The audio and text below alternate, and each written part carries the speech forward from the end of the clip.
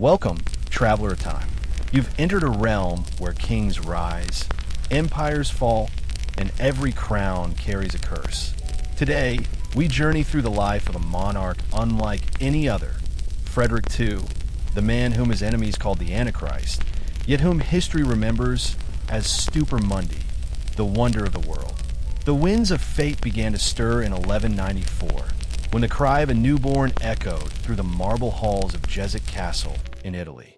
His father, Emperor Henry VI, ruled the Holy Roman Empire, a vast realm stretching from the German forest to the Italian plains. His mother, Constance of Sicily, was a Norman princess, heir to a sunlit island that shimmered with wealth and ancient wisdom. Yet, from the very moment of his birth, darkness surrounded the infant Frederick. His father died before the boy could even walk.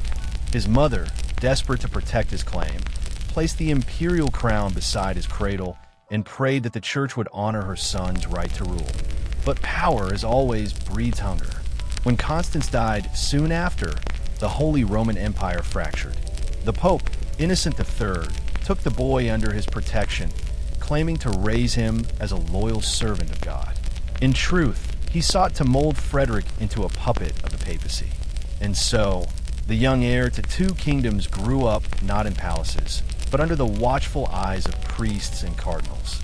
He learned Latin before German, theology before politics, and scripture before the sword. Yet within him burned something the church could not tame: curiosity. Unlike other princes of his age, Frederick was not content to simply rule. He wanted to understand. He asked questions that made bishops uneasy. Why did the stars move as they did? Why did the moon change shape? If God had created all things, then why did the church fear knowledge of them? The priests whispered that the boy was possessed by pride, but in truth, he was possessed by genius. By the age of 15, Frederick could speak 6 languages: Latin, Greek, Arabic, Italian, German, and French. He read the Quran as easily as the Bible. He debated with scholars, poets, and even astronomers from Muslim Sicily, a kingdom where Christians, Jews, and Arabs lived side by side. His mind became a mirror of cultures, a bridge between East and West. But such brilliance drew enemies like moths to a flame. The German princes, sensing weakness in a boy king far to the south, began carving up the empire. Italy descended into chaos as rival factions tore through its cities. Even the Pope, once his guardian, feared the young emperor's growing independence. For Frederick did not pray as he was told. He did not kneel as others did. He questioned the very authority that had raised him. At 16, he took his destiny into his own hands. He rallied the scattered Norman knights of Sicily and declared himself king of the two Sicilies, the sunlit jewel of southern Italy. But to survive, he had to be more than a king. He had to be a fox among wolves.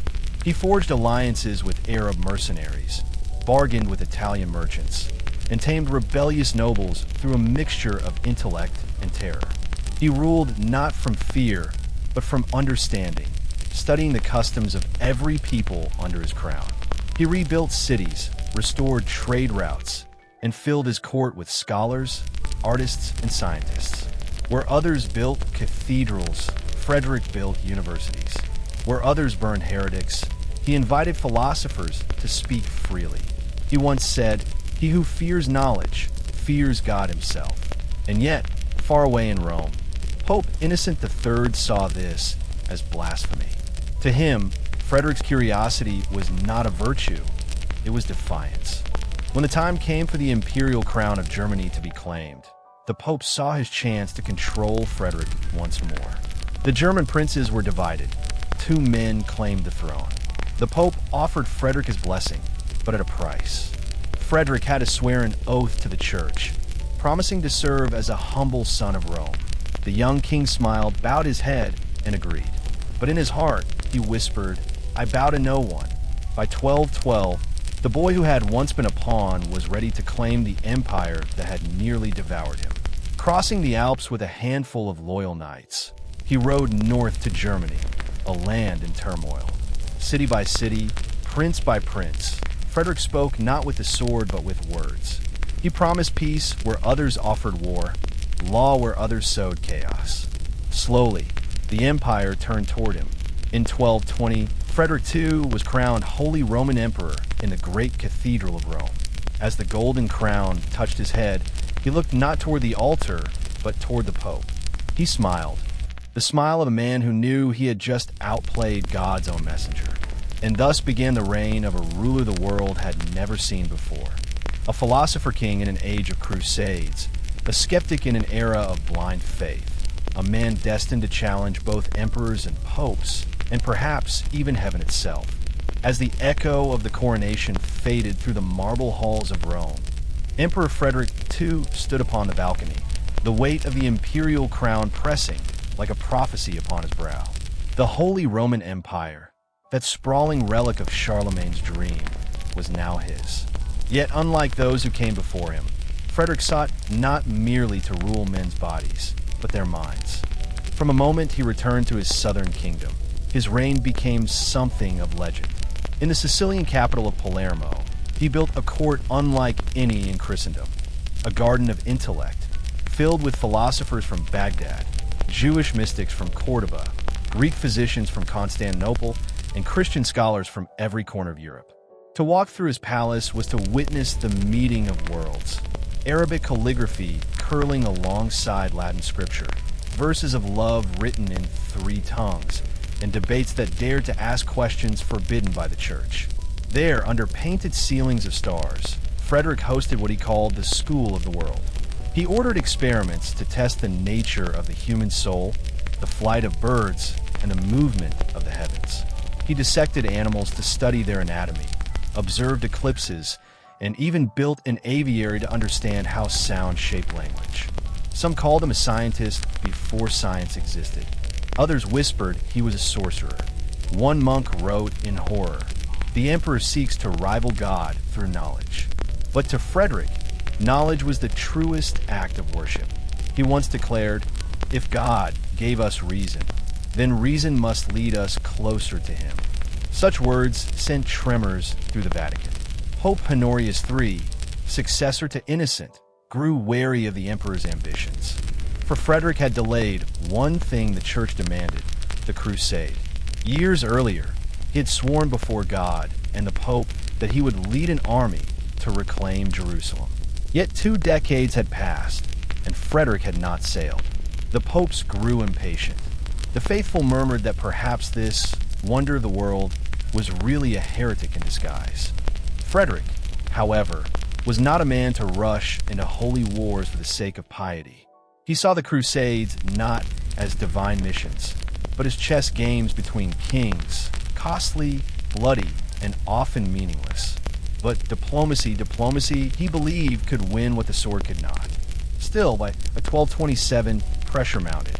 The Pope demanded the crusade begin. Frederick assembled his ships, gathered his knights, and at last set sail, only for plague to strike his fleet mid-voyage. Thousands died before even reaching the Holy Land. The emperor himself fell ill and returned to Italy, pale and coughing blood. The Pope's reaction was merciless. He excommunicated Frederick, branding him a coward who had defied God's command. To the world, the emperor of Christendom now stood outside the faith. Yet Frederick did not tremble. Instead, he laughed.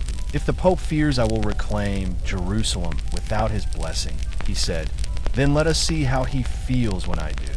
And so, excommunicated and defiant, Frederick sailed again in 1228, leading not a holy army, but a mission of intellect and negotiation.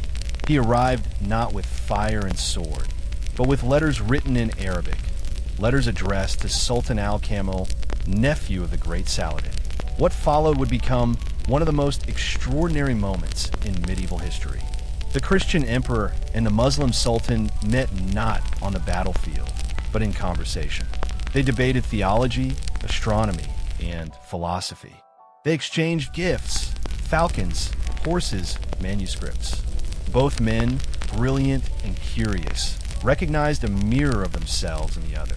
And in a twist that stunned both Rome and the world, Jerusalem was returned to Christian hands, without a single drop of blood spilled. The Treaty of 1229 gave Frederick control of the Holy City for 10 years.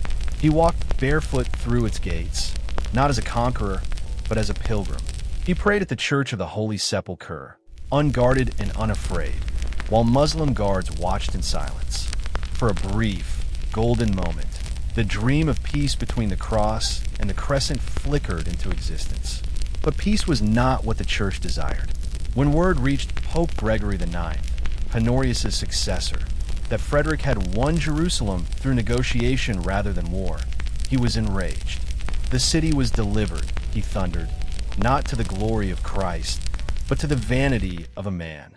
While Frederick returned in triumph, papal armies invaded his lands in Italy, seizing his cities in the Pope's name. The emperor's patience ended.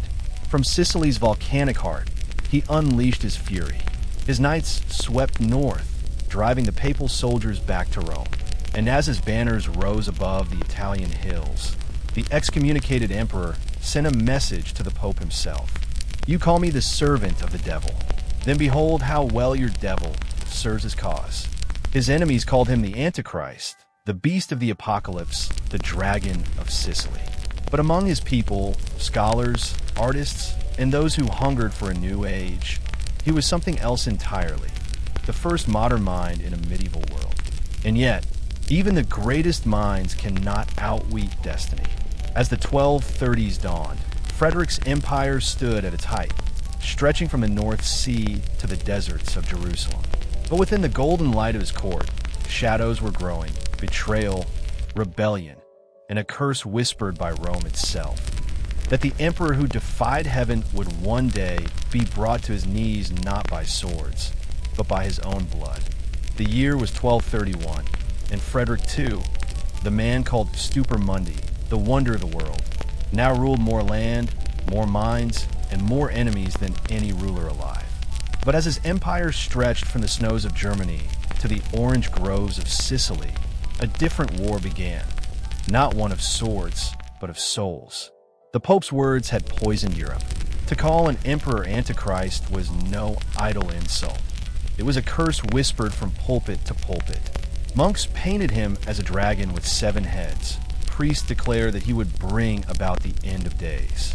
And yet Frederick laughed at prophecy. He wore the title like armor. If knowledge is my sin, he said, then let the ignorant fear me. Still, rebellion stirred, not from Rome, but from his own blood. His son Henry VII, King of Germany, once Frederick's pride, grew jealous of his father's brilliance and his Italian court.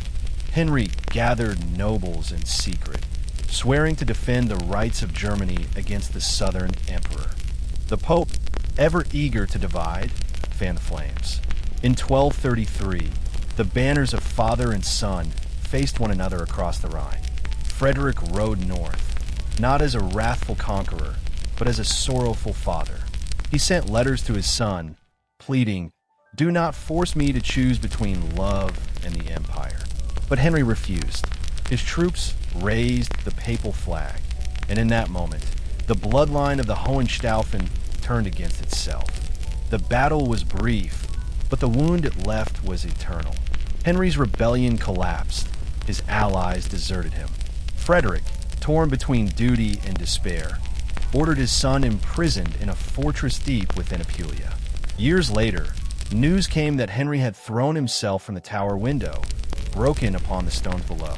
The emperor wept, not as a ruler, but as a man who had killed his own future. After that, something in Frederick darkened.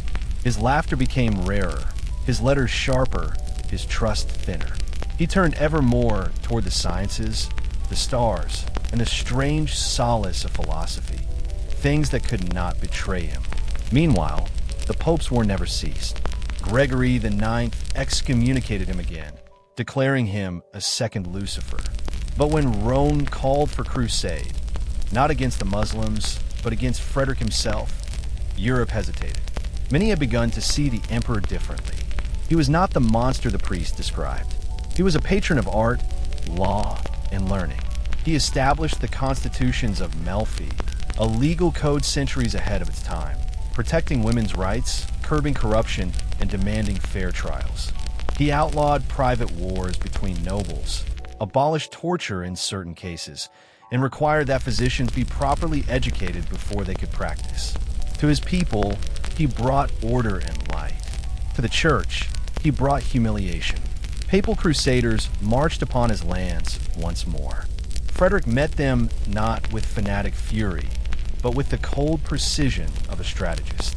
His falcons still soared above the battlefield as his troops crushed the so-called Army of Christ. By 1239, Rome trembled again, its pope driven into rage and illness. When Pope Gregory IX finally died, Rome rejoiced, for his successor, Innocent IV, was said to be a man of peace. Frederick, ever the optimist, hoped at last for reconciliation. He sent ambassadors with gifts, letters, and words of goodwill. But Innocent IV had learned well from his predecessors. He saw that as long as Frederick lived, the church could never truly command Christendom. In 1245, the Pope gathered bishops from across Europe in the Council of Lyon. Frederick's envoys stood outside, denied entry. Inside, the Pope spoke for hours, painting the emperor as the enemy of God. He listed Frederick's crimes. He spoke with Muslims. He questioned miracles. He called priests ignorant. He claimed reason above revelation. And with those accusations, Innocent declared what no pope had ever dared before. We depose the Emperor Frederick, unworthy of the crown and cursed of heaven. The church had officially dethroned the most powerful man in Europe. When the news reached Frederick, he stood silent for a long time. Then, with a voice cold as steel, he said, "If the Pope has unmade me with words, let us see if his words can unmake my armies." War ignited once more. This was no longer a war between two powers. It was a war between two visions of the world. Faith against reason.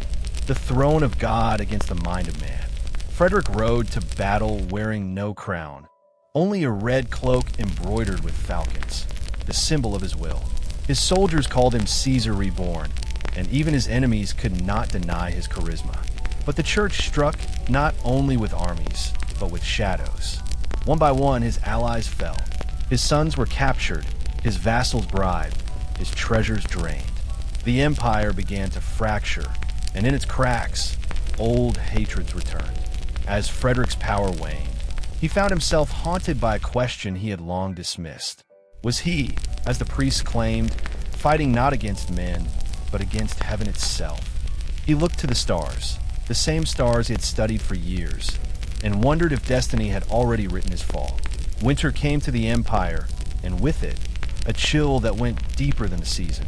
By 1246, Frederick II, emperor, scholar, heretic, Lion of the South, stood surrounded by enemies. The papal armies burned his cities in Lombardy. German princes broke their oaths, and his own blood turned against him once more. Yet even as the world shrank around him, Frederick refused to kneel. He would fight not only for his throne, but for the right to think freely, to question, to reason, to rule by intellect rather than superstition. He wrote, "Men fear what they do not understand. I have seen the East and the West, and both hold fragments of the truth. I will not let priests chain my mind, nor kings chain my words." Those words spread like wildfire. Across universities and monasteries, whispers grew. The emperor speaks for the future. Young scholars began to praise his name in secret. Some even called him the first Renaissance man. But enlightenment came at a price. In 1247, the church anointed a rival emperor, Henry Raspey of Thuringia, calling him the champion of God. Henry's forces clashed with Frederick's armies across Germany. The battles were small, savage, and personal. Villages burned, abbeys fell, and rivers ran red. But Henry Raspey's reign lasted barely a year. He died suddenly, struck down by fever, or perhaps by poison, the whispers said. The Pope tried again, naming William of Holland the new Holy Emperor. Frederick's laughter echoed through Palermo when he heard the news. "If heaven must crown a puppet," he said, "let the strings be long, for I will cut them one by one." But as he prepared his counterattack, fate struck from within. His once loyal chancellor, Peter de Vinea, a man he had trusted as his voice and pen, was accused of conspiracy with the Pope. Frederick, blinded by betrayal, ordered him arrested. Under torture, Peter confessed to nothing, but in despair, he took his own life. The emperor, learning this, fell into silence for days. His courtiers said they heard him whisper, "Even truth dies when fear rules the world." By now, illness had begun to hollow the emperor's frame. The years of war, the venom of betrayal, and the weight of endless defiance had drained him. Yet, even weakened, his will was iron. He rode again through his southern kingdom, through Apulia, Sicily, and the golden plains that had been his cradle of learning.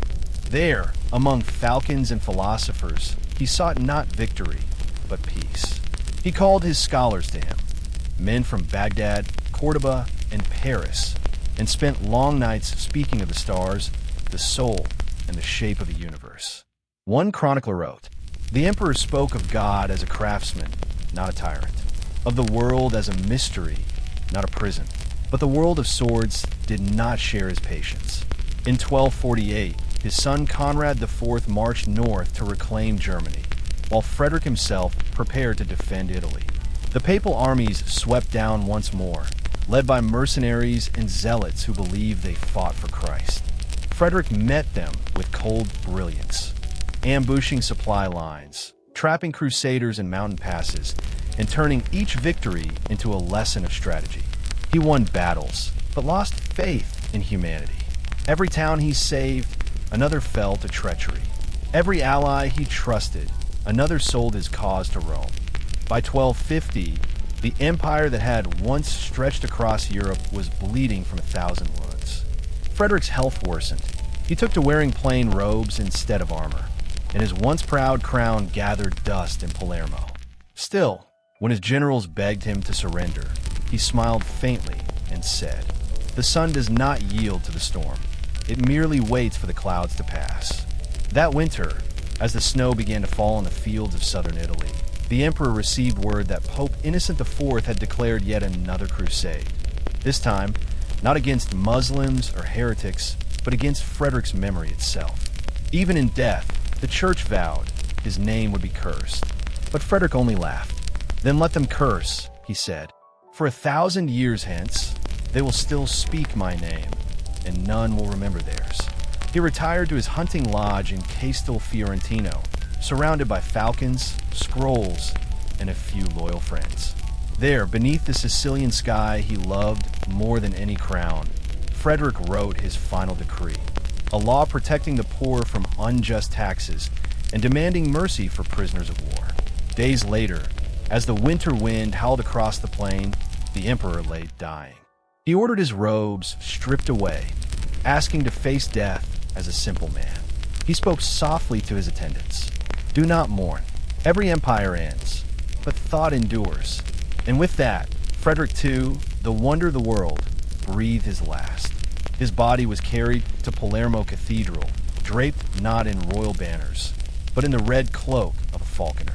The church forbade a holy burial, yet thousands came to see him one last time. Peasants, scholars, and even monks who had once cursed his name. They whispered of strange lights in the sky that night, and of a single falcon circling the tower until dawn. In the centuries that followed, poets and philosophers argued. Was Frederick a devil or a prophet, a tyrant or a visionary? Perhaps he was both, for men of light always cast the longest shadows. Death, it seemed, could not silence Frederick II. Even as his body rested in Palermo, his legend refused to stay buried. The people of Sicily whispered that he had not truly died, that he merely slept within the mountain, waiting to return when the world once again hungered for wisdom. For centuries, peasants, priests, and poets spoke of Kaiser Frederick, the sleeping emperor. To the faithful, he was a warning. To the thinkers, he was a promise. His enemies thought they had erased him. The church banned his writings, burned his letters, and excommunicated even the memory of his name. But like ashes in the wind, Frederick's ideas refused to scatter. From Bologna to Paris, from Oxford to Toledo, scholars smuggled copies of his laws, his treatises on nature, and his letters to the sultans of the East. They read his words and whispered, "The emperor has shown us that knowledge is not blasphemy. He had once said, "Truth fears no question." That line alone outlived every papal curse. Even his enemies could not help but admire him. One chronicler from Rome wrote reluctantly, "He was the scourge of priests, yet the teacher of kings." A century later, Dante Alighieri, the great poet of Italy, placed Frederick in the sixth circle of hell, among the heretics who questioned divine law. Yet even there, he did not portray him as damned, but as defiant, the man who sought truth beyond the reach of heaven's decree. To Dante, Frederick was not a monster. He was a mirror. His Constitutions of Melfi, written decades before his death, became the foundation of modern governance in Southern Europe. He was the first to insist that laws should apply not only to subjects, but to rulers. He made education mandatory for physicians and required evidence before punishment, concepts unthinkable in his time. And his curiosity about the natural world inspired generations. He wrote on astronomy, medicine, and even the behavior of birds. His book, De Arte Venandi cum Avibus, The Art of Hunting with Birds, remains a masterpiece, blending science and poetry with unmatched precision. It was not merely about falcons, it was about freedom. For Frederick, every falcon that soared into the sky was a symbol of the human mind, rising above dogma toward truth. Yet for all his brilliance, the empire he built soon crumbled. His son Conrad IV inherited the crown, but lacked his father's genius. The Pope hunted down the Hohenstaufen heirs one by one, branding them all as spawn of the Antichrist. In 1268, Frederick's grandson, Conradin, only 16 years old, was captured and executed by papal order. Before his beheading, he cried out, "Oh, my mother, what a cruel ending to our house." When the sword fell, it was not just a boy who died. It was the last flame of Frederick's bloodline. Rome rejoiced, but across Europe, many wept. For by then, the world had changed, and Frederick's ghost seemed to move behind it all. The universities he founded continued to teach. The scientists he inspired began to question the heavens. The philosophers who once feared to speak now dare to ask, what if reason and faith were not enemies, but equals? The Renaissance would not come for another 2 centuries, but its spark had already been lit in the Sicilian courts of the 13th century by a king who saw beyond his age. Even his enemies began to admit it. A later pope wrote, "He sought truth where others sought power, and that perhaps was his greatest sin."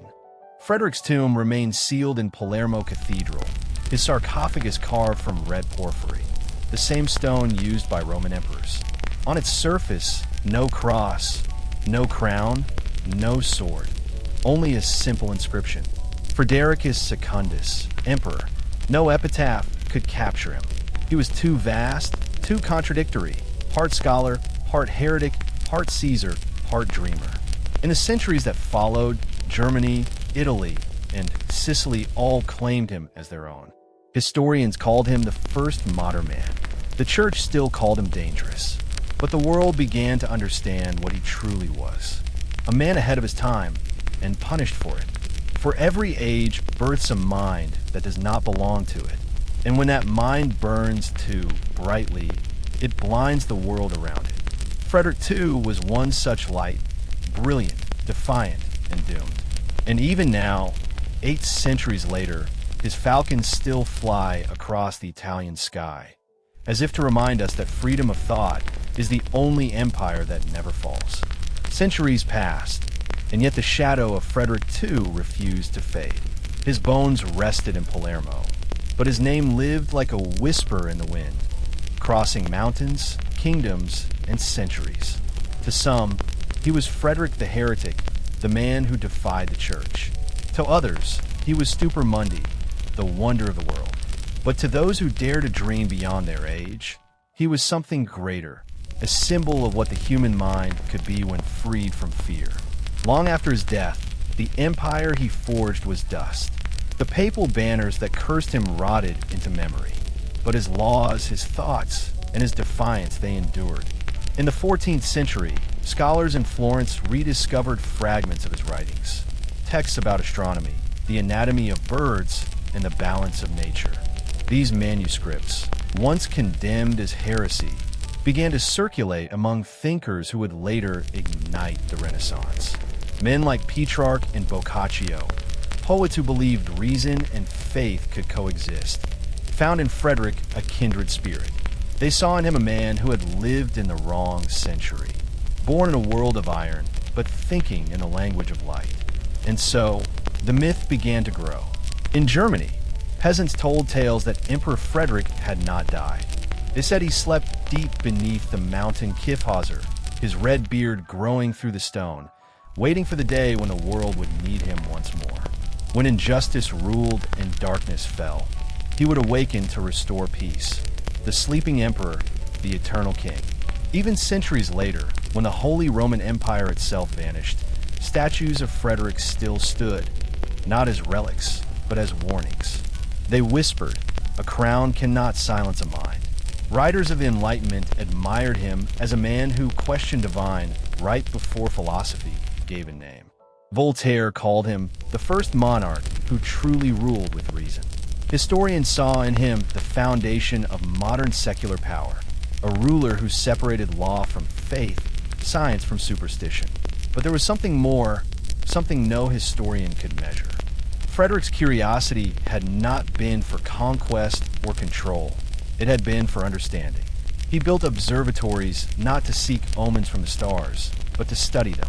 He collected animals not to boast of empire, but to grasp the diversity of God's creation. He debated scholars of every creed, not to prove one faith superior, but to uncover the truth beneath them all. And perhaps, in that sense, he was the most dangerous kind of ruler. A man who believed that knowledge itself was divine. Even in art, his image transformed. Painters in the 16th and 17th centuries depicted him not as a king in armor, but as a philosopher, robed, serene, with eyes fixed toward the horizon. In every brushstroke, he was less emperor and more idea. Today, historians still argue, was he a tyrant cloaked in wisdom, or a visionary crushed by his own ambition? But the answer, like Frederick himself, refuses to be simple. He was both. He was all. He was the bridge between the medieval and the modern, the flame that burned through the darkness of the Middle Ages and lit the first sparks of the age to come. When you stand in Palermo Cathedral and the sun falls across his crimson sarcophagus, it's easy to believe he still watches us. And perhaps he does, not as a ghost, but as a voice echoing through the corridors of time. Truth fears no question. 800 years later, those words remain both challenge and prophecy. In a world still torn between faith and reason, between obedience and curiosity, between silence and truth, Frederick's question still lingers. What kind of world do we become when we stop asking why? He was a ruler who sought not just to govern, but to understand. And that, in the end, is why his empire, though fallen, still endures. For kingdoms crumble, thrones fade, but the pursuit of knowledge, once set aflame, burns forever. And so, the story of Frederick II, the wonder of the world, does not end with his death. It lives on, in every mind that dares to question, in every voice that speaks against the darkness, and in every soul that chooses thought over fear. Because the greatest empire ever built was not of stone or blood, but of ideas. If stories like this fascinate you, don't forget to like and subscribe. More untold tales of history await you.